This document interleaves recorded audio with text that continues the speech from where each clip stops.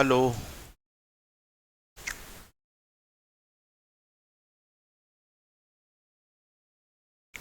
नहीं बेच,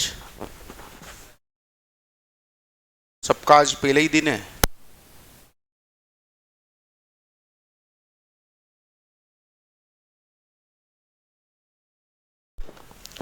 hello.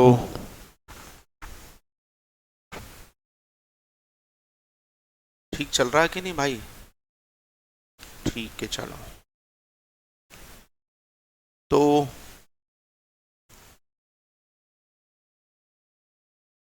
Paper 4 कौन सा है बेटा अपना? इकोनॉमिक्स। और पेपर 3 कौन सा है बेटा? सीए फाउंडेशन में कौन सा पेपर? पेपर है मैथ्स, स्टैटिस्टिक्स और एलआर। ठीक है। तो 40 मार्क्स का मैथ्स है, 40 मार्क्स का स्टैटिस्टिक्स है और 20 मार्क्स का एलआर है। एलआर के अंदर 4 चैप्टर हमको पढ़ने होते हैं। एक तो डायरेक्शन सेंस है, एक सिटिंग अरेंजमेंट है, एक ब्लड रिलेशन है और एक कोडिंग डिकोडिंग है। इस तरह से कुल मिलाकर के 4 चैप्टर। 40 मार्क्स का मैथ्स है और 40 मार्क्स का जो है वो स्टैटिस्टिक्स है। तो ये 40 मार्क्स का जो स्टैटिस्टिक्स है मुझे आपको पढ़ाना है। ठीक। पेपर हमारा जो है वो पूरा 100 क्वेश्चन उसमें आएंगे, 100 मार्क्स का होता है। ठीक है। माइनस मार्किंग इसमें इंक्लूड है। और पेपर में कोई सेक्शन डिवीजन बटे हुए नहीं आते कि ये मैथ्स के क्वेश्चन 40 अलग दे दिए, स्टैटिस्टिक्स के अलग दे दिए, एलआर के अलग दे दिए।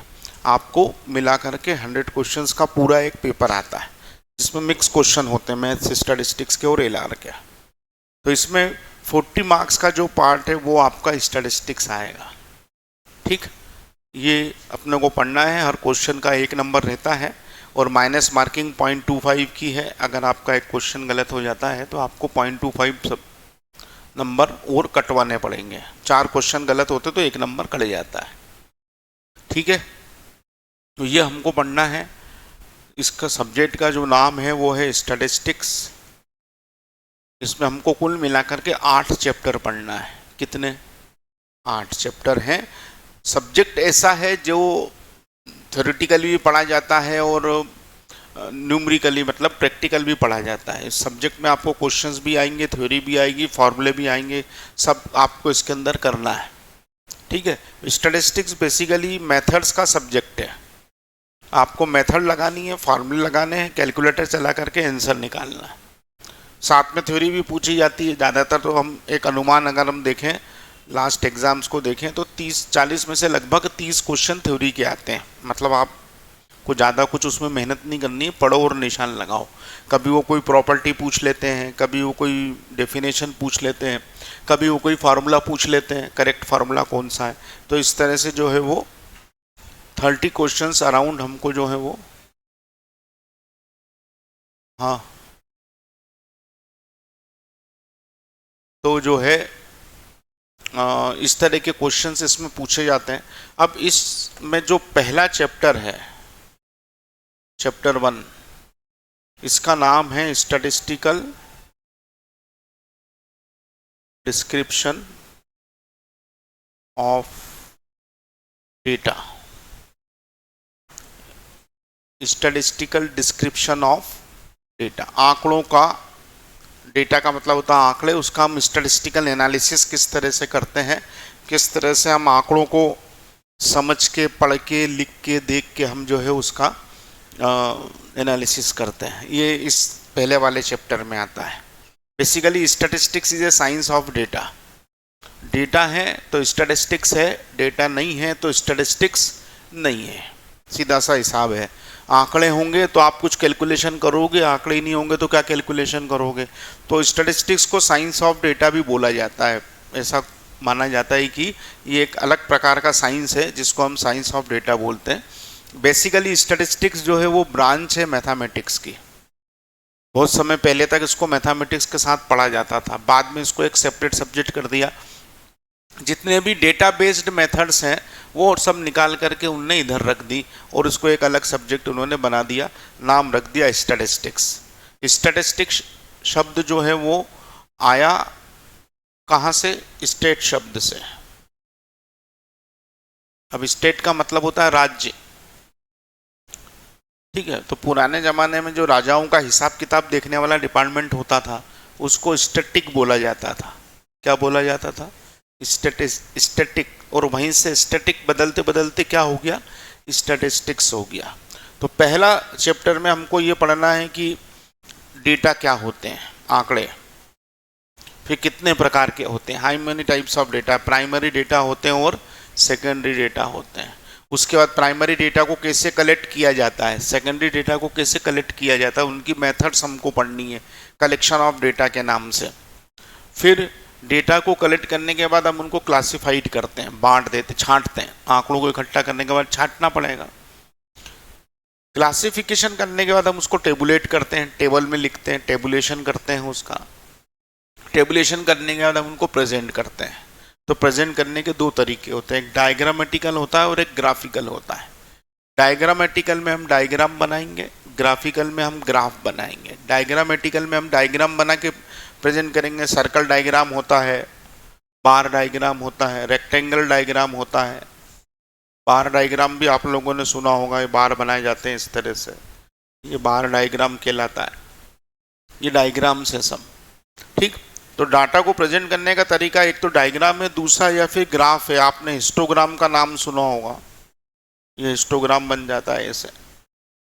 फ्रीक्वेंसी कर्व बन जाती है, फ्रीक्वेंसी पॉलीगॉन बन जाता है, ऑगिव कर्व बन जाती है। तो इस तरह से हमको डेटा को जो हमने क्लासिफिकेशन किया है, वो जो टेबुलेशन किया है, उसको हमको डायग्राम या ग्राफ के माध्यम से प्रेजेंट करना रहता है। तो हम उसको बोलते हैं डायग्रामेटिकल या ग्राफिकल प्रेजेंटेशन ऑफ डेटा। ये पहले वाले चैप्टर में हमको पढ़ना है। इस चैप्टर को हम सबसे आखिरी में पढ़ेंगे, लास्ट में। जब हम 8वां चैप्टर खत्म करेंगे तो फिर आखिरी में हम कौन सा चैप्टर पढ़ेंगे? फर्स्ट चैप्टर पढ़ेंगे। इसमें पढ़ाने के लिए ऐसा बहुत कुछ विशेष मेरे लिए है नहीं, एक तरह से ये इंट्रोडक्टरी चैप्टर है। आप जो है उसमें सब टर्म्स डिफाइन की हुई है और बताया हो, तो अपन उसको आखिरी में आराम से शांति से आ जाओ पढ़ते हैं। शुरुआत हमारे सब्जेक्ट की जो होती है वो होती है चैप्टर नंबर 2 से।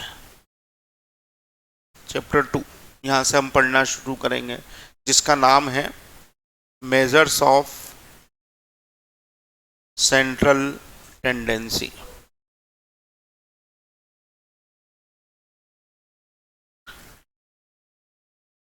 मेजर्स ऑफ सेंट्रल टेंडेंसी, ये हमारा यहाँ से मेन सब्जेक्ट जो है वो स्टार्ट होता है, ठीक। अब हमको दिख रहा है कि चैप्टर में लिखा है मेजर्स ऑफ सेंट्रल टेंडेंसी, मतलब हम किसी सेंट्रल टेंडेंसी को मेजर करने की बात कर रहे हैं। किसको मेजर करने की बात कर रहे हैं? Central tendency. अब सेंट्रल टेंडेंसी क्या है, किसको हम मेजर करना चाहते हैं, मापना चाहते हैं? आपने वेरिएबल और कांस्टेंट सुने? वेरिएबल, कांस्टेंट सुने कि नहीं सुने? मैं सिर्फ सुनने की बात कर रहा हूं, ये तो बोली ना हो कि बताओ क्या होता है। सुना शब्द कहीं सुने? क्या नाम अपना है? स्वास्थी। कहाँ से आई स्वास्थी? सतना से। और ये वंशिता कहाँ से? साथ में दोस्त दोस्त। फिर तो एक को मालूम होगा तो दूसरे को भी मालूम होगा।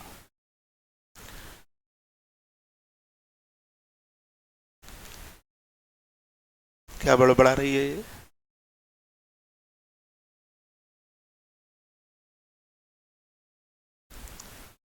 अरे मैंने तो पूछा है, पूछा भी नहीं, मैंने तो बोला सुना है क्या? वेरिएबल, कांस्टेंट सुना है? अच्छा, किसी ने उससे ज्यादा कुछ सुना हो उसके बारे में तो बताओ। वेरिएबल क्या होते हैं?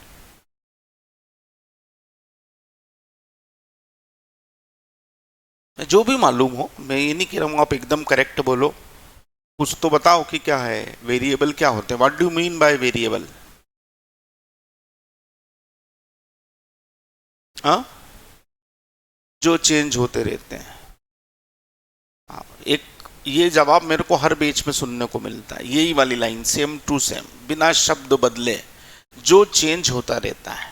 और दूसरा जो सुनने को मिलता है वो यहाँ लिखा हुआ है बोर्ड, इसके ऊपर ऑनलाइन वाला बच्चा हमारा अर्पित माली जी लिख रहे हैं हमारे, नहीं Keshav Sharma ji, x Y Z को वेरिएबल बोलते हैं। तो वेरिएबल का मतलब होता है ऐसे न्यूमेरिकल कैरेक्टर्स। आप हमेशा जब भी कोई स्टडी करते हो तो कोई कैरेक्टर की स्टडी करते हो, तो कैरेक्टर दो प्रकार से बांटे गए हैं। एक कैरेक्टर मतलब लक्षण, लक्षण ऐसे लक्षण, ऐसे कैरेक्टर जो मेजरेबल होते हैं, उनको हम किसी यूनिट में मेजर कर सकते हैं। ऊंचाई को माप सकते हैं क्या? हाइट को, हाइट मेजरेबल है कि नहीं है? आपकी हाइट पूछेंगे तो आप बताओगे ना 5 फीट 2 इंच, मेजरेबल है। आप सब लोगों का वेट, एज, एज भी आप बताओगे 17 साल 2 महीने, 18 साल 3 महीने, बोलो हाँ के। अच्छा, आप लोग काम धंधा करते हो तो इनकम 2,000 रुपये महीना, 20,000 रुपये महीना। एक्सपेंडिचर वेरिएबल है, ये सब वेरिएबल है। तो ऐसे न्यूमेरिकल कैरेक्टर्स जो मेजरेबल होते हैं और जिनकी value person to person vary करती है, वो क्या कहलाते हैं? वेरिएबल कहलाते हैं। अब इसे हाइट की बात करेंगे तो आप सब लोगों की हाइट अभी मैं पूछूंगा तो सबकी अलग अलग निकलेगी। वेट की बात करूंगा तो वेट सबका अलग अलग, एज पूछूंगा सबकी तो अलग अलग। आप लोगों ने कोई टेस्ट दिया और टेस्ट में मार्क्स आए तो मार्क्स सबके एक जैसे आएंगे कि वेरिएट होंगे? वेरिएट होंगे, तो वो क्या हो गए? वेरिएबल हो गए। आप सब लोगों की फैमिली की इनकम वेरिएबल है, आप सब लोग फैमिली का एक्सपेंडिचर वेरिएबल है। तो वेरिएबल ऐसे लक्षण होते हैं, संख्यात्मक लक्षण होते हैं, न्यूमेरिकल कैरेक्टरिस्टिक्स होते हैं जिनकी वैल्यू मेजरेबल होती है और जो चेंज होते रहते हैं। अब कुछ कैरेक्टर ऐसे भी है जो मेजरेबल नहीं है, जैसे सुंदरता। सुंदरता मापी जा सकती है क्या किसी यूनिट में? सुना आपने आज तक कहीं गया है 250 ग्राम सुंदर है और वो 2 किलो सुंदर है? नहीं। ईमानदारी, इंटेलिजेंसी, बुद्धिमानी, लिटरेसी, साक्षरता, all these are the characteristics but they are not measurable. जो मेजरेबल हैं वो वेरिएबल हैं, जो मेजरेबल नहीं है वो एट्रीब्यूट है। एट्रीब्यूट का मतलब होता है गुण और वेरिएबल का मतलब होता है चर। ऐसे कैरेक्टरिस्टिक्स जो न्यूमेरिकल है, मेजरेबल है, किसी यूनिट में मेजर किया जा सकते हैं और जिनकी वैल्यू वेरी करती है वो वेरिएबल है। और ऐसे कैरेक्टरिस्टिक्स जो मेजरेबल नहीं है किसी यूनिट में, उनको हम एट्रीब्यूट बोलते हैं, गुण। हमारा इससे कोई भी लेना देना नहीं है। हमारा सब्जेक्ट पूरी तरीके से किस पे डिपेंडेंट है? वेरिएबल पे डिपेंडेंट। क्योंकि वेरिएबल होगा तो वैल्यूज होंगी, और वैल्यूज होंगी तो कुछ कैलकुलेशन करने का काम मिलेगा। जब वैल्यूज नहीं होंगी तो कैलकुलेशन कैसे करेंगे, किसका करेंगे?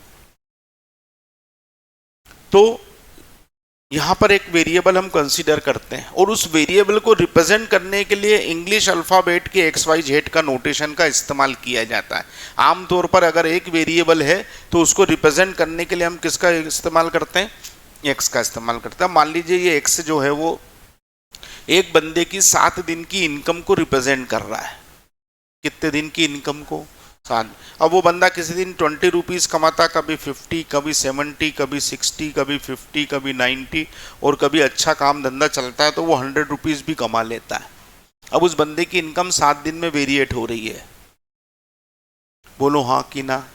20 रुपीज़ मिनिमम इनकम है और हाईएस्ट इनकम कहाँ जा रही है? 100 रुपीज़। पर उसकी इनकम फिक्स नहीं है, वो कुछ काम करता है जिसमें कभी कम कभी ज़्यादा चलता है।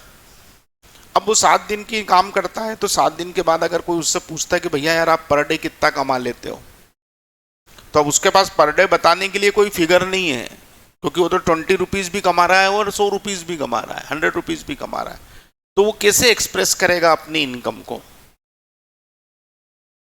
एवरेज निकालेगा सबका एक साथ, बहुत सारे लोगों की 15 मिनट के अंदर पहली बार एक बार आवाज निकली average,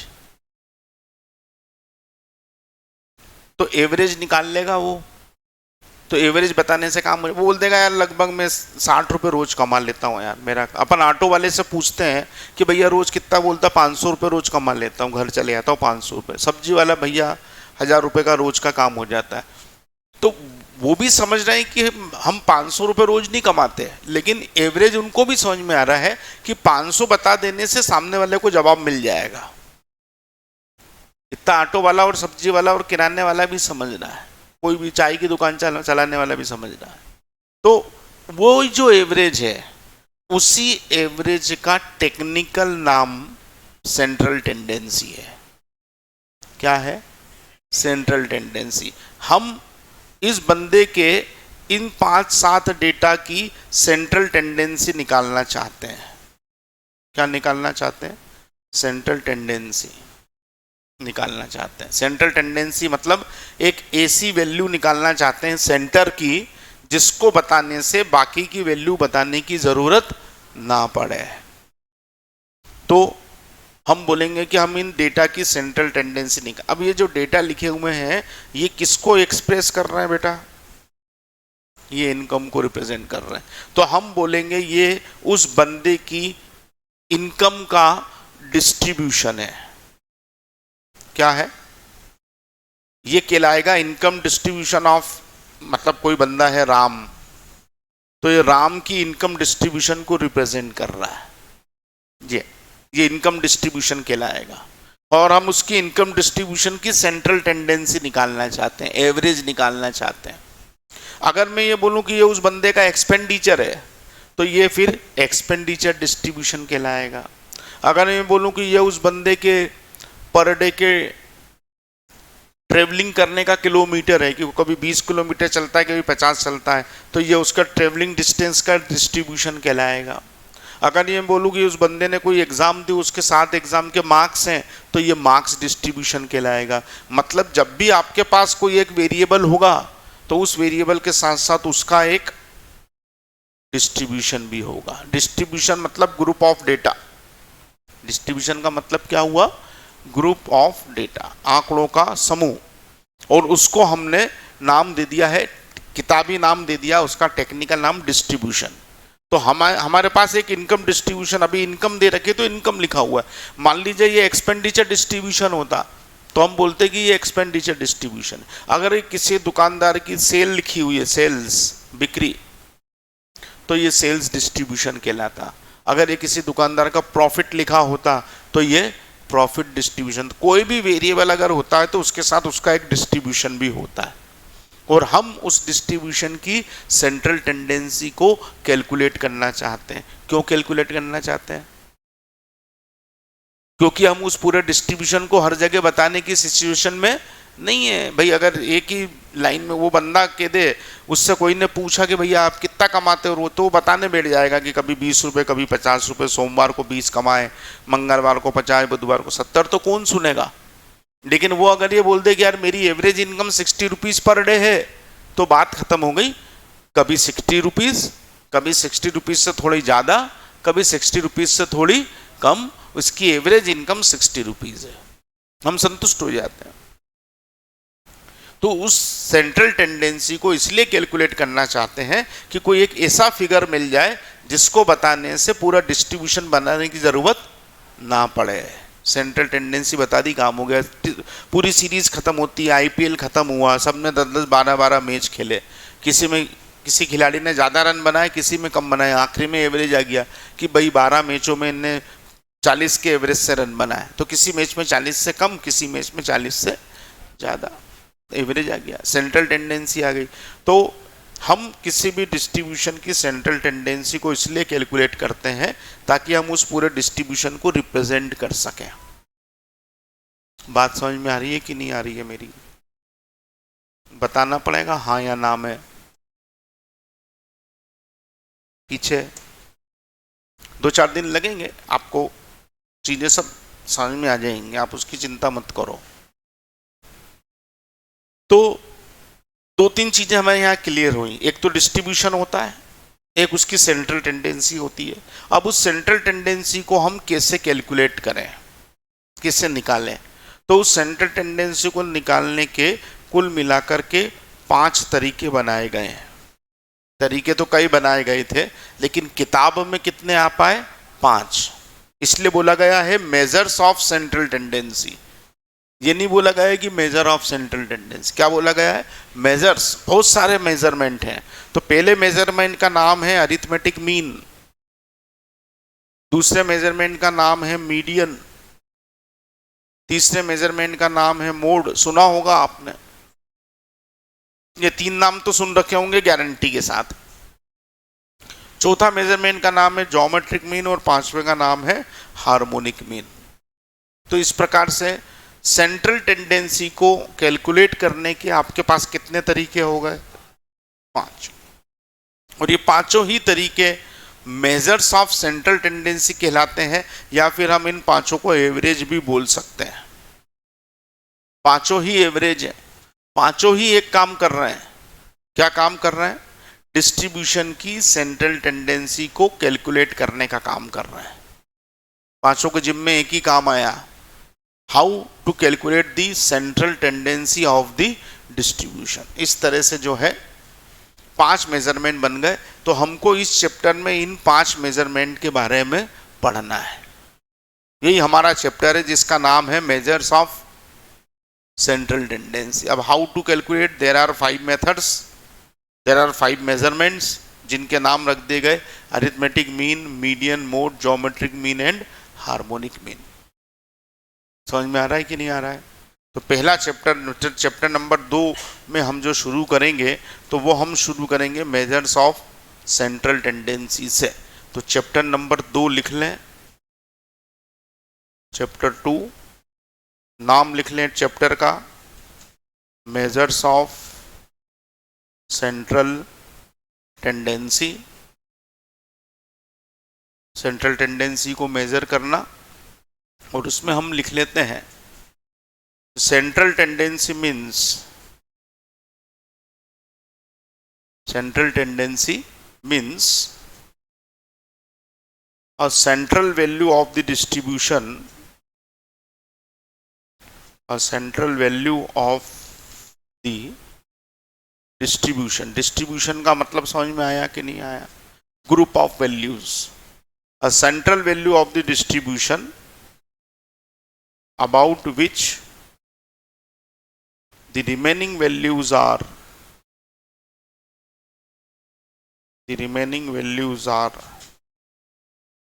centralized। central tendency means a central value of the distribution about which the remaining values are centralized। एक ऐसी सेंटर वैल्यू जिसके आसपास बाकी की वैल्यूज फैली हुई हैं, वो क्या कहलाती है?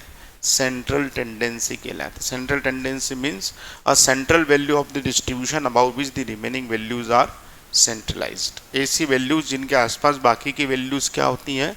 सेंट्रलाइज्ड होती हैं, वो क्या कहलाती हैं? सेंट्रल टेंडेंसी कहलाती है। आगे लिखेंगे। सबको दिख रहा है? क्लियर? समझ में आ रहा है लिखा हुआ कि नहीं आ रहा है? पक्का? कौन से नंबर का पीरियड है ये आज? 8:30, 9:30, 10:30, 11:30, 1, 5वां, और अभी छठा पीरियड और बचा है एक। इको हो गया? अच्छा, आज अकाउंट्स नहीं लगा था, कल लगेगा अकाउंट्स। ठीक है। टाइम टेबल पाने के लिए आपको कुछ व्यवस्थाओं से परिचित करवा देता हूँ। टाइम टेबल पाने के लिए आपको एक नंबर सेव करना है अपने मोबाइल में। है आप लोगों के पास कि नहीं है? जिनके पास नहीं है वो जिनके पास है उनसे ले लें और उसको नाट्य एकेडमी के नाम से सेव कर लें। जब आप उसको नाम से सेव करोगे तभी आपको रात को आपको शेड्यूल मिलेगा। ठीक? शेड्यूल रोज फिक्स नहीं, आने का टाइम फिक्स रहेगा 8:30 बजे, लेकिन पीरियड फिक्स नहीं होंगे, ऊपर नीचे कुछ भी हो सकते हैं, वो फ्लैक्चुएट होते हैं, वेरिएट होते हैं। ठीक। और जो है सुबह 8:30 से लेके जब 6 पीरियड लगेंगे आपके, तो आपको 3 बजे तक क्लास लगेगी। आधे घंटे का आपका लंच ब्रेक है और 6 घंटे की आपकी क्लासेस है। ठीक। सब सब्जेक्ट का ड्यूरेशन अलग अलग है। जो बड़े सब्जेक्ट हैं जैसे अकाउंट्स 100 मार्क्स का है, लॉ 60 मार्क्स का है, इकोनॉमिक्स 100, ये कुछ लंबे ड्यूरेशन में चलने वाले सब्जेक्ट्स हैं। कुछ सब्जेक्ट छोटे हैं जैसे मैथ्स है, स्टैटिस्टिक्स है, BCAR है, सुबह सुबह प्रतीक सर ने पढ़ाया होगा। तो ये सब्जेक्ट कुछ कम ड्यूरेशन में ख़त्म हो जाते हैं, कुछ सब्जेक्ट ज़्यादा ड्यूरेशन में चलते हैं। तो कुल मिलाकर के अपन मान के चलते हैं कि 4 to 5 मंथ का ड्यूरेशन है ये ख़त्म होने का।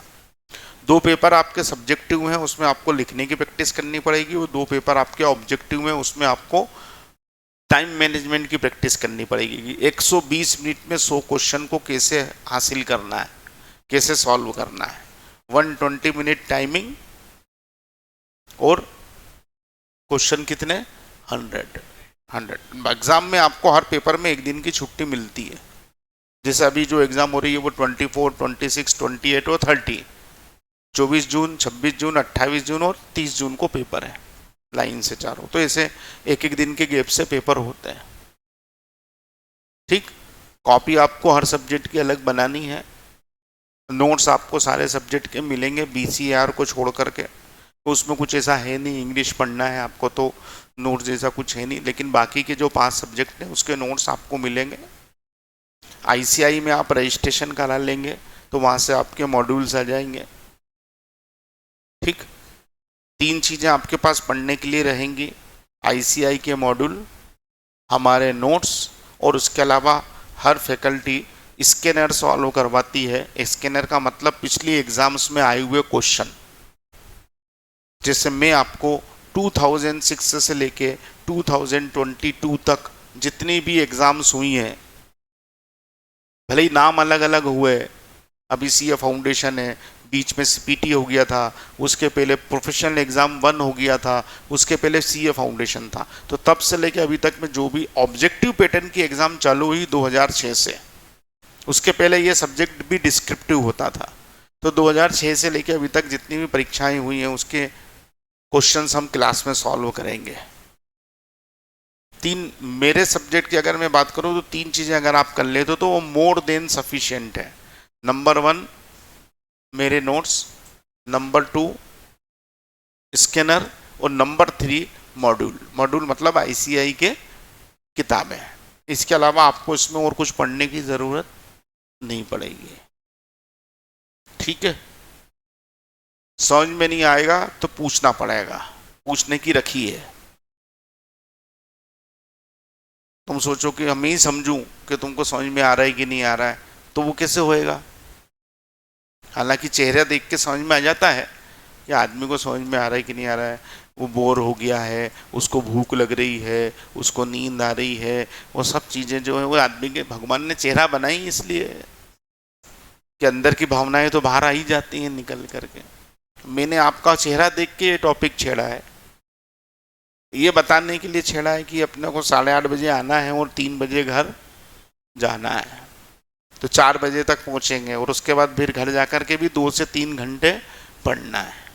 जितने अच्छे दिन थे जीवन के वो निकल चुके हैं। ठीक है। अब पढ़ने वाले दिन चालू हो गए। तो अब ऐसा नहीं होगा कि आए क्लास अटेंड करी तो बहुत हो गया भैया, अब तो थोड़ी बैठ के भी आदत डालनी पड़ेगी। चेयर्स यही मिलेंगी जो हैं, इसी में बैठ के पढ़ना है। ज़्यादा आरामदायक कुर्सियाँ नहीं लगाते हम। एक बार लगाई थी, उधर बच्चे सो जाते थे, इधर फैकल्टी सो जाती थी। तो बताओ AC चल रहा है, मस्त गद्देदार कुर्सी है, अभी 12:30 1 बजे खाना भी खा लिया पेट भर के, उसके बाद कौन पढ़ता भैया। तो इसलिए जो है चेयर्स यही मिलेंगी, कमर दुखाने वाली। ठीक है। लंच ब्रेक 12:30 से 1 के बीच में होगा, उसमें आपको खाना है। और सबसे महत्वपूर्ण बात, मेरा पीरियड आखिरी में ही लगेगा। ठीक है। तो ऐसा ना हो कि आप रोज मेरे को ऐसे मिलो, कि मैं भी क्लास में हूँ तो मेरी भी इच्छा हो जाए कि सो जाओ यार, इतना अच्छा माहौल बना रखा बच्चों ने सोने का। ठीक, ऑनलाइन वालों को तो क्या है, ये तो मस्त घर में सोते हुए भी पढ़ रहे होंगे तो क्या मालूम है अपने को, लेकिन अपने को तो आना है। तो ये सब चीज़ें हैं। आईसीआई की 30 जून की लास्ट डेट है रजिस्ट्रेशन कराने की, उसका जिन लोगों ने नहीं कराया है वो करा लें। ठीक है, उसमें 10th की मार्कशीट की फोटोकॉपी और एडमिट कार्ड की फोटोकॉपी। अब तो खैर रिजल्ट तो आ गया है, मार्कशीट भी अगर जिनके पास ओरिजिनल आ गई हो, क्योंकि मार्कशीट आपको बाद में अपलोड करनी पड़ेगी। अगर आप मार्कशीट से अभी करा लेते हैं तो बात का सिरदर्द खत्म हो जाएगा। 10th की मार्कशीट की फोटोकॉपी और एडमिट कार्ड की फोटोकॉपी और फोटो, ये 3 डॉक्यूमेंट उसमें लगते हैं, इसके अलावा कुछ नहीं लगता। तो जो भी को भी करवाना है वो या तो रिसेप्शन पे संपर्क कर लें, या मैडम से जो भी वहाँ बैठी हैं उनसे मिल लें, या फिर मेरे से मिल लें बाद में क्लास के, उनका करा लें। और फटाफट करा लें, क्योंकि मॉड्यूल आने में भी बहुत टाइम लग रहा है, किताबें आने में 1-1, 1.5 महीने से बच्चे बैठे हो। अप्रैल वालों के अभी तक नोट्स नहीं आए हैं, तो आप जितना लेट करेंगे उतने आपके नोट्स आने में देरी होगी। तो इससे आप तैयारी रखें। चैप्टर हम पढ़ रहे हैं जिसका नाम है measures of central tendency. Central tendency means a central value of the distribution about which the remaining values are centralized. अब उसको मेजर कैसे करना है, तो to measure central tendency, to measure central tendency of the distribution, किसी भी distribution की central tendency को मेजर करने के लिए of the distribution we have 5 measurements. To measure the central tendency of the distribution we have 5 measurements. 5 measurement हमारे पास होते हैं। ठीक, which are also known as average, जो कि एवरेज भी कहलाते हैं। ठीक, केशव जी, निकिता जी, अर्पित जी, महिका शर्मा जी, मनदीप कौर जी, अर्पित माली जी और पाटीदार जी, आर्यन, ओम प्रकाश, ठीक है, तनिष्क गोयल जी। ये डिस्ट्रीब्यूशन की सेंट्रल टेंडेंसी को मेजर करने के 5 तरीके, और वो 5 तरीके क्या कहलाते हैं, एवरेज भी कहलाते हैं। These measurements are also known as average. अब उनके लिख लिया हो आपने तो अपन आगे बढ़े। ठीक, which are also known as average. तो अब एवरेज कितने होते हैं, एवरेज 5 होते हैं। तो उनके नाम क्या क्या है, which are also known as average. पहले नंबर पे लिख देंगे अरिथमेटिक मीन, अरिथमेटिक मीन जिसको हम आम बोलचाल की भाषा में सिर्फ मीन बोलते हैं। ठीक, दूसरे नंबर पे होते हैं मीडियन, तीसरे नंबर पे होते हैं मोड, चौथे नंबर पे होते हैं ज्योमेट्रिक मीन, और 5वें नंबर पे होते हैं हार्मोनिक मीन।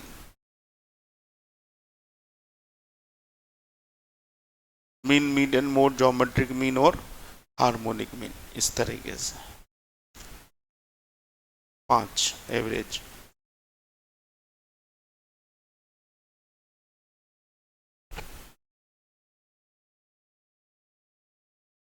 अब इसमें से 3 के नाम के आगे मीन लगा हुआ है, अरिथमेटिक मीन, ज्योमेट्रिक मीन और हार्मोनिक मीन, और 2 है मीडियन और मोड। तो ऐसा क्यों है, ऐसा इसलिए है कि ये जो 3 एवरेज है, अरिथमेटिक मीन, ज्योमेट्रिक मीन और हार्मोनिक मीन, ये न्यूमेरिकल एवरेज कहलाते हैं। क्या कहलाते हैं, न्यूमेरिकल एवरेज। मतलब इनको कैलकुलेट करके निकालना पड़ेगा, लेकिन मीडियन और मोड को भी कैलकुलेट करके निकालना पड़ेगा, पर वो न्यूमेरिकल एवरेज ना होकर के पोजिशनल एवरेज कहलाते हैं। क्या कहलाते हैं, पोजिशनल एवरेज। पहले वाले 3 एवरेज जो हैं, अरिथमेटिक मीन, ज्योमेट्रिक मीन और हार्मोनिक मीन में आपको सारी वैल्यूज की जरूरत पड़ेगी, जितने डेटा दे रखे सबका उपयोग आपको करना पड़ेगा, लेकिन मीडियन और मोड के लिए ये जरूरी नहीं है कि सारे डेटा आपको मालूम हो, आप कैलकुलेट उनको कर सकते हैं। तो अब मुद्दा ये निकला कि भाई एवरेज कितने हो गए, 5 हो गए। पांचों क्या काम कर रहे हैं, पांचों सेंट्रल टेंडेंसी को कैलकुलेट करने का काम कर रहे हैं। अब जब किसी काम को करने के 5 तरीके हो जाए तो अपन क्या बोलेंगे कि भैया बेस्ट तरीका बता दो यार, कोई ऐसा तरीका बता दो जिसको करने से हमको रिजल्ट भी अच्छा मिल जाए और काम भी आसानी से हो जाए। तो समस्या यहाँ भी आ गई कि भाई इन पांचों में बेस्ट कौन, क्योंकि पांचों के अपने अपने दावे थे। पांचों ये मानने के लिए तैयार नहीं थे कि उनका फार्मूला कमजोर है, उनकी मेथड कमजोर है। पांचों का ये कहना था कि भाई उनका जो फार्मूला है वो बेस्ट है। मीन अपना बोल रहा था मैं बेस्ट हूँ, मीडियन बोलता है कि नहीं मैं बेस्ट हूँ, ज्योमेट्री मीन बोलता है कि मैं बेस्ट हूँ। तो अब क्या करें, अब 5 एवरेज हो गए, तो इनमें से अच्छा कौन, ये तय करने की जिम्मेदारी सौंपी गई प्रोफेसर यूल को। किनको, यूल। यूल साहब को बोला गया कि भैया अब आप बताओ, ये 5 तरीके हो गए, अब क्या करें। तो यूल साहब ने बोला कि यार अपन ऐसा करते हैं कि कुछ शर्तें तय कर लेते हैं, कुछ क्राइटेरिया तय कर लेते हैं कि भाई ये प्रॉपर्टीज जो एवरेज फॉलो करेगा वो अच्छा एवरेज माना जाएगा।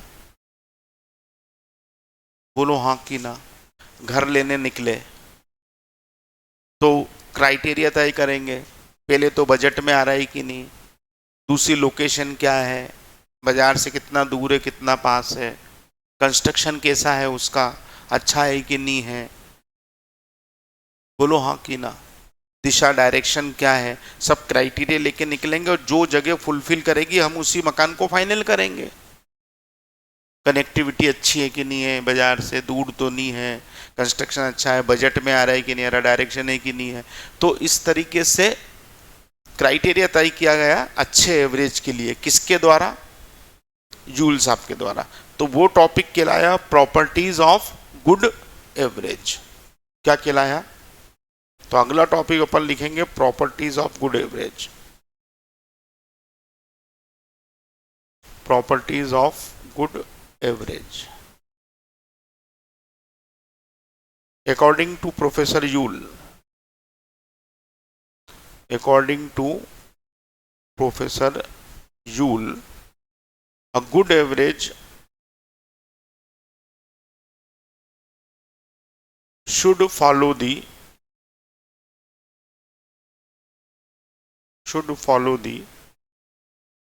following 5 properties.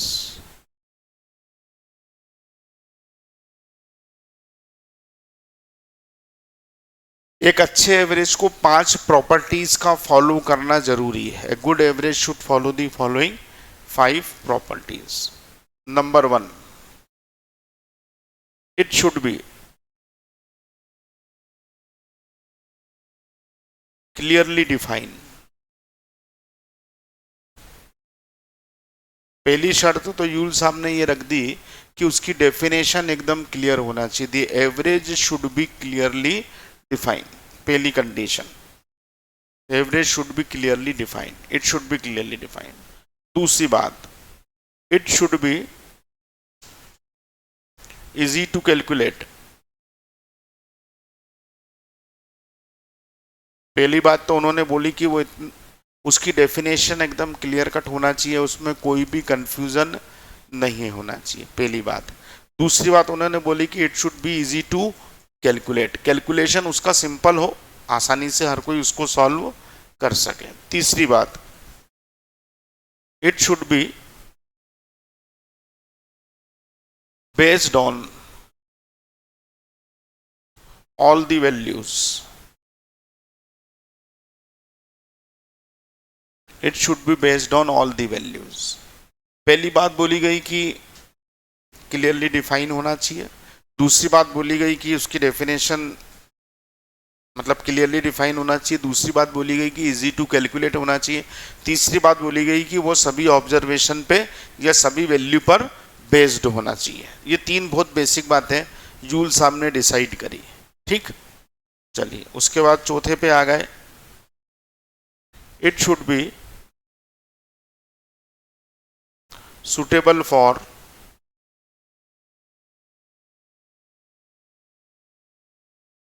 further mathematical treatment, suitable for further mathematical treatment। अब इस लाइन का क्या मतलब होता है? Suitable for further mathematical treatment का मतलब होता है कि वो इतना सही हो कि हम उसका इस्तेमाल दूसरी मेथड में कर सकें। तो आपने एक मेजरमेंट निकाला, अब उस मेजरमेंट की ज़रूरत आपको दूसरी जगह पड़ेगी।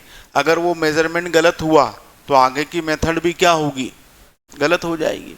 तो इतना सही हो कि हम उसको यूज़ कर पाए दूसरी मेथड में कॉन्फिडेंस के साथ। तो it is suitable for further mathematical treatment. चार बहुत बेसिक बातें बोली गई यूल के द्वारा। Number one definition should be clear, number 2 easy to calculate, number 3 based on all the values, and number 4 suitable for further mathematical treatment. और पांचवी बात यूल साहब के द्वारा ये बोली गई कि it should B least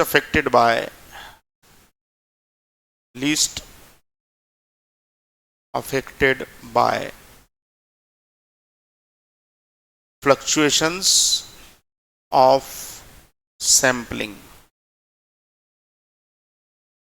least affected by fluctuations of sampling। It should be least affected by fluctuations of sampling। वो एवरेज सैम्पलिंग के फ्लक्चुएशन से लीस्ट अफेक्टेड होना चाहिए, यानी कि कम से कम उसके ऊपर उसका प्रभाव पड़े। फ्लक्चुएशन का मतलब तो समझते ही होंगे। फ्लक्चुएशन का मतलब क्या होता है?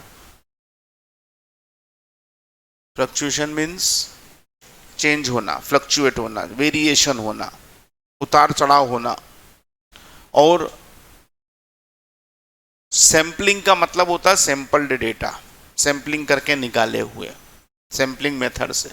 स्टैटिस्टिक्स में क्या होता है कि कोई भी कैलकुलेशन अगर किया जाता है तो वो आमतौर पर सैंपल वैल्यू से किया जाता है, क्योंकि 100% वैल्यू से कैलकुलेट करना पॉसिबल नहीं हो पाता है। जैसे फॉर एग्जांपल कि ये एक स्कूल में आप समझ लो कि 2000 बच्चे पढ़ते हैं, ये स्कूल है इसमें 2000 बच्चे पढ़ते हैं। अब हमको इन 2000 बच्चों के एवरेज मार्क्स निकालना है। क्या निकालना है? Average marks. तो अब हमारे पास दो तरीके हैं, या तो हम इन सारे के सारे बच्चों से इनके मार्क्स पूछें। अगर हम 2000 बच्चों से मार्क्स पूछेंगे तो हमारे पास कितने डेटा इकट्ठे हो जाएंगे? कितने हो जाएंगे? 2000 डेटा इकट्ठे हो जाएंगे। बोलो हाँ कि ना। अब 2000 से कैलकुलेशन करना थोड़ा भारी काम हो गया, समय भी लगेगा, मेहनत भी लगेगी। तो हम दूसरा रास्ता अपना सकते हैं, वो है सैम्पलिंग। हम क्या करें, इनमें से 100 बच्चों का एक सैंपल निकाल लें, रैंडम सैंपल। रैंडम समझते हो कि नहीं? रैंडम का मतलब रैंडमली कोई भी तरीके से कोई भी 100 लोगों को बिना किसी सोच विचार के हमने उसमें से चुन लिया, और हमने उन 100 लोगों बच्चों के एवरेज मार्क्स निकाल लिए, और उनके एवरेज मार्क्स मान लो हमने मीन निकाल लिया, तो मीन उसका आ गया 60 मार्क्स। क्या आ गया?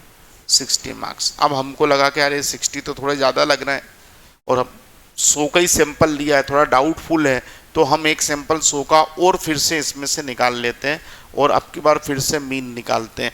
आपको क्या लगता है, ये मीन चेंज होगा कि 60 रहेगा? सैंपल चेंज होगा तो मीन चेंज होगा कि नहीं होगा? चेंज होगा। अब की बार मान लो 52 आ गया, फिर आपने एक सैंपल और निकाला तो अब की बार आपका मीन 70 आ गया। जितनी बार आप सैंपल ड्रॉ करोगे उतनी बार मीन आपका फ्लक्चुएट होगा, चेंज होगा। तो यूल साहब का ये कहना था कि फ्लक्चुएट तो सब होंगे, लेकिन हम बेहतर उसको मानेंगे जिसके ऊपर इसका इफेक्ट कम पड़े, सैम्पलिंग का इफेक्ट। मीन निकालेंगे तो मीन भी तीनों जगह अलग अलग आएंगे, मीडियन निकालेंगे तो मीडियन भी तीनों जगह चेंज होगा, मोड निकालेंगे तो मोड भी तीनों जगह चेंज होगा। कोई भी एवरेज यूज करेंगे तो वो चेंज तो होगा, फ्लक्चुएट तो होगा, पर बेटर उसको माना जाएगा जिसके ऊपर इसका इफेक्ट कम पड़े। समझ में आया कि नहीं आया? इस तरह से यूल साहब ने 5 शर्तें तय कर दी। काय के लिए? 5 शर्तें किस बात की? 5 शर्तें तय कर दी उन्होंने बेटर एवरेज की conditions for better average. Number 1, definition should be clear. सबसे बेसिक बात है भैया, परिभाषा तो क्लियर करो, इतना तो बताओ, नहीं तो कैलकुलेशन करने वालों को समझ में नहीं आ रहा है कि उसको करना क्या है। तो डेफिनेशन मालूम होना चाहिए। दूसरी बात, इजी टू कैलकुलेट, जितना इजी होगा उतना पॉपुलर होगा, ज्यादा लोग यूज करेंगे, तो इजी होना चाहिए। तीसरी बात, based on all the values, सभी वैल्यू का कैलकुलेशन में शामिल करना जरूरी है। आधी ले ली आधी नहीं ले ली, मामला गड़बड़ हो जाएगा। चौथी बात, suitable for further mathematical treatment, इतना सही हो कि हम उसका उपयोग दूसरी मेथड में कर सकें। और पांचवी बात, least affected by fluctuations of sampling, सबसे महत्वपूर्ण बात जो थी कि वो सैम्पलिंग के फ्लक्चुएशन से कम इफेक्टेड होना चाहिए। अब इसको अपन मीन का भाग्य बोल ले या यूल साहब से उसकी कोई सेटिंग थी, अपने को नहीं मालूम, लेकिन मीन एवरेज ऐसा निकला जो इन पांचों प्रॉपर्टी को सेटिस्फाइड करता है। कौन? मीन। वो मीडियन सबको नहीं करता, मोड सबको नहीं करता, ज्योमेट्रिक मीन नहीं करता, हार्मोनिक मीन नहीं करता, केवल मीन इकलौता ऐसा एवरेज है जो इन पांचों प्रॉपर्टी को सेटिस्फाइड करता है। इसलिए मीन सबसे ज्यादा पढ़ा जाता है। और इसलिए जब भी हम एवरेज की बात करते हैं, आप किसी को भी बोलो यार एवरेज निकाल दो, तो वो क्या निकाल देगा? मीन निकाल देगा, क्योंकि बाकी के 4 एवरेज मीन की तुलना में पॉपुलर कम है, बहुत कम पॉपुलर, उनकी उपयोगिता कम है। और इसीलिए, और मीन उपयोगिता में ज्यादा क्यों है? क्योंकि मीन प्रोफेसर यूल की शर्तों के हिसाब से बेस्ट एवरेज है।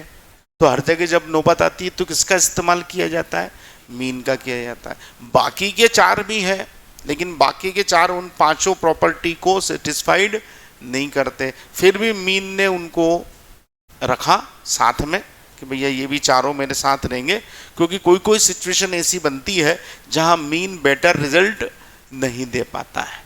तो इसलिए उन्होंने बोला कि ये चारों भी एवरेज रहेंगे, मेरे साथ रहेंगे, और 95% मामले तो मैं ही निपटा दूंगा, लेकिन जो 5% मामले हैं जहां पर मैं सक्सेस नहीं हूं, वहां पर इन चारों में से किसी एक का इस्तेमाल किया जाएगा।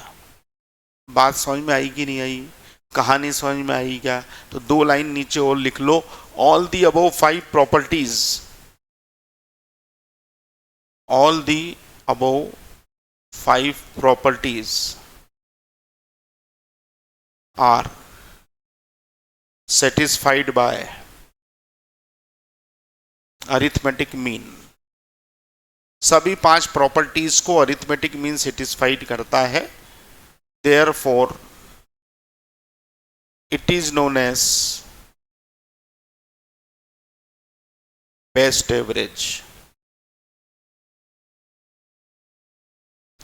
All the above 5 properties is satisfied by arithmetic mean, therefore it is known as best average। सभी 5 प्रॉपर्टीज को अरिथमेटिक मीन सेटिस्फाइड करता है, इसलिए वो बेस्ट एवरेज की कैटेगरी में आता है।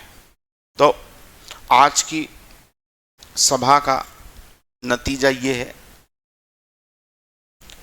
कि कौन सा चैप्टर पढ़ा? Second chapter. नाम क्या हुआ?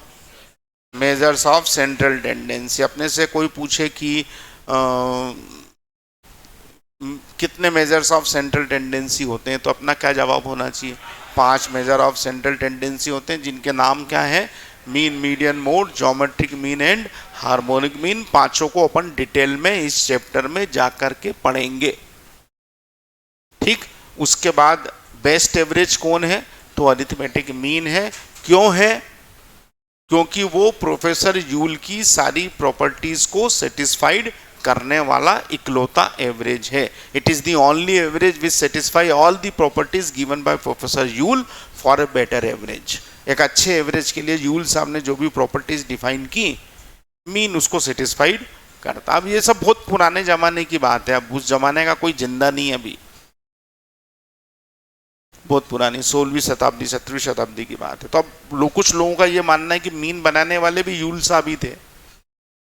मालूम नहीं है कि किसने आविष्कार किया मीन का, लेकिन ऐसा माना जाता है कि मीन को बनाने वाले कौन थे, यूल साहब ही थे। और यूल साहब ने ही फिर जो है वो 5 प्रॉपर्टी, एक प्रॉपर्टी बाद में और जुड़ जाती है जिसको मीन सेटिस्फाइड नहीं करता है, बाद में एडिशनल एक प्रॉपर्टी और ऐड की गई, पर मीन उस प्रॉपर्टी को सेटिस्फाइड नहीं करता है। वो प्रॉपर्टी क्या उसके बारे में भी अपन जिक्र करेंगे। अब आप मेरे को जरा ये बता दो कि आपको समझ में आया कि नहीं आया, मैंने जो पढ़ाया वो सब, कि नींद आ रही थी? पक्का सबको समझ में आया? सब्जेक्ट का नाम स्टैटिस्टिक्स बोलना सीख जाना थोड़ा, नहीं तो स्टेट ही बोलते रहते हैं लोग, तो स्टेट ही नाम हो गया उसका। ठीक। दूसरी बात ये कि सबसे पहला पीरियड लगा था BCAR का, प्रतीक उपल सर ने पढ़ाया। दूसरा पीरियड किसका लगा? लॉ का, असीम सर ने पढ़ाया। तीसरा पीरियड किसका लगा? इकोनॉमिक्स का, दीपक सर ने पढ़ाया। चौथा पीरियड मैथ्स का, मैथ्स कुछ कैलकुलेटर चलाना सिखाया होगा सर ने, कुछ नहीं सिखाया? फिर बहुत बेसिक सिखाया होगा, वो वहीं से सिखाना पड़ता है। और उसके बाद फिर स्टैटिस्टिक्स रविजीत सर पढ़ाएंगे मैथ्स। ठीक। उनका नाम क्या है? मैथ्स वाले सर का नाम क्या है? रविजीत सर। वो पढ़ाएंगे मैथ्स। अभी तो कैलकुलेटर ही चलाएंगे 5-10 दिन तक, तो वही चलाना सिखाना पड़ता है बहुत सारे लोगों को जिनका मैथ्स बहुत कमज़ोर रहता है। बहुतों का वाकई कमज़ोर रहता है, बहुतों का दिमाग से कमज़ोर रहता है, क्योंकि डर बैठा हुआ रहता है पहले से ही कि यार ये तो अपने से होगा नहीं। ठीक है। उसके बाद मैं आपको पढ़ाऊंगा स्टैटिस्टिक्स। ठीक है। BSc MSc MPhil PhD statistics, बहुत साल पुरानी बात हो गई। ठीक है। MBA in marketing, MA in economics, MA in mass communication, ये क्वालिफिकेशन। टीचिंग एक्सपेंस 26 साल, नाहटा एकेडमी में 22 साल, 1999 से पढ़ाना है। शायद 23-24 साल होगा, गिनती भी नहीं है अभी तो, क्या है क्या नहीं है। तो जब से ये है सारी जितनी क्लास आप समझ सकते हैं। बीकॉम बेसिकली तो मैं BSc की फैकल्टी हूँ, BSc MSc BCom BBA MBA CA CS फलाना ठिकाना IAS फलाना, नर्सिंग मेडिकल, जहाँ जहाँ भी सब्जेक्ट लगता वहाँ मैंने पढ़ाया हुआ है। 18 साल कॉलेज में पढ़ाया BSc MSc की क्लासेस में, और यहाँ नाटा अकेडमी में भी पढ़ाया, और अभी भी मैं पढ़ा रहा हूँ। और CS में भी पहला सब्जेक्ट था, CW में भी है, CMA बोलते हैं जिसको, उसमें भी है, सब दूर है। तो बहुत समय से पढ़ा रहे हैं। ये सब इसलिए बता रहा हूँ कि आप मेरे पे भरोसा रखें, है ना, चेहरे पे ना जाए, पढ़ाने पे जाए। नहीं तो कई लोग चेहरा देख के उनको लगता है कि यार ये क्या पढ़ाएंगे, ऐसे ही दिख रहा है ना। तो जो है आपको कोई भी फैकल्टी यहाँ, ये जो जवान लोग हैं, रविजीत सर हुए, दीपक सर, इनको जरूर थोड़ा कम टाइम हुआ है, बाकी असीम सर दीपक सर में हम सब 20-20 साल पुराने लोग हैं इस एकेडमी में।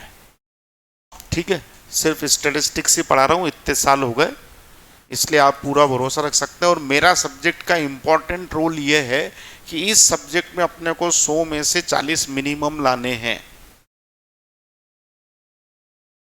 जो कि सिर्फ मैथ्स के बूते पे नहीं लाए जा सकते हैं। समझ में आ रही ना बात? तो इस 40 नंबर को पाने में आपको मेरा सब्जेक्ट बहुत इंपॉर्टेंट रोल प्ले करेगा। स्कोरिंग है और इजी है, तो आप उसको जो है अच्छे से करके जाएंगे तो आपका, क्योंकि आप अगर 60 से 70 नंबर टारगेट करेंगे जब जाके आपको 40 से 50 नंबर आएंगे एग्जाम में, जितना ज़्यादा आप टारगेट करेंगे, क्योंकि माइनस मार्किंग काफ़ी नुकसान कर देती है इस सब्जेक्ट के अंदर। तो इसलिए आप इसको पढ़िए, और कल से फिर मिलते हैं। टाइम टेबल रोज आएगा, उसके हिसाब से आ जाना, पर कल 8:30 बजे आना ही है। परेड भली कल कोई सा भी पहला लगेगा, ठीक है।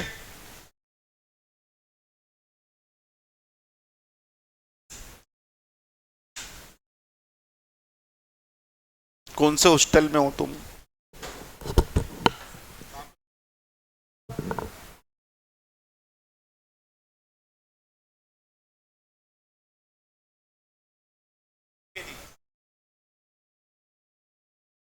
कहाँ पे लिया?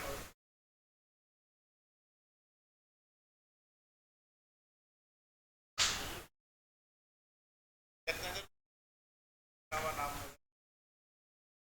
नगर प्रॉपर भी है।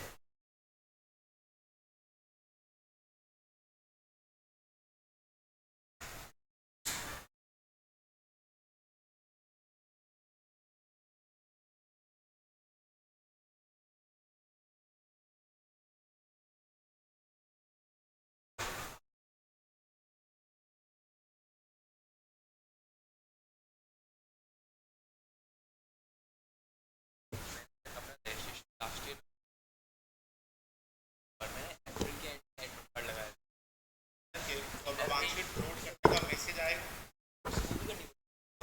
मैसेज आ रहा है कि मैंने 12th की मार्कशीट, जब तक 12th की मार्कशीट नहीं चली,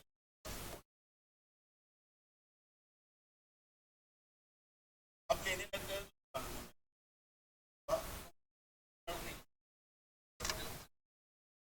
जब करता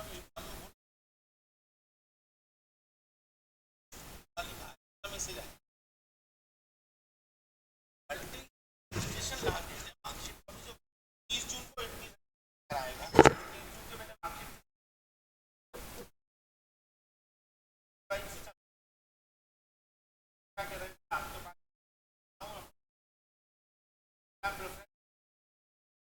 अब जब आप का ग्रुप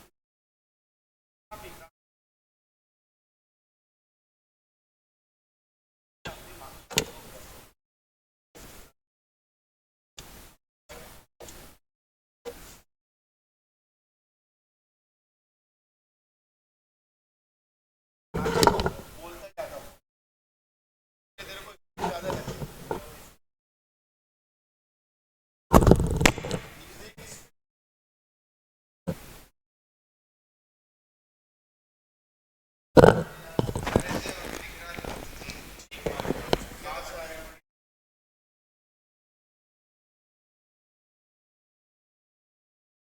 ये कैसा लगा सेटअप जो मैंने बनाया, ये वाला जो आज आपने रिकॉर्डिंग करी है ना,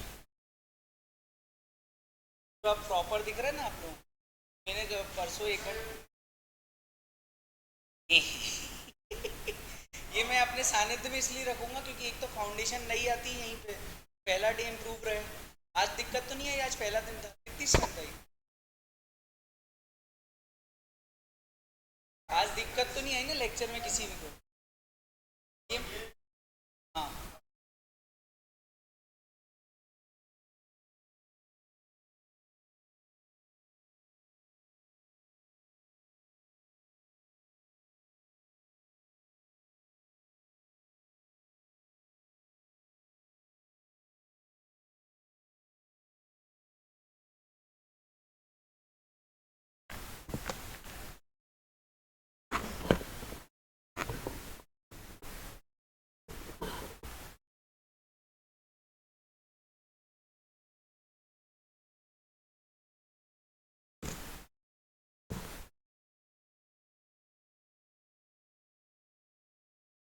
Recordings.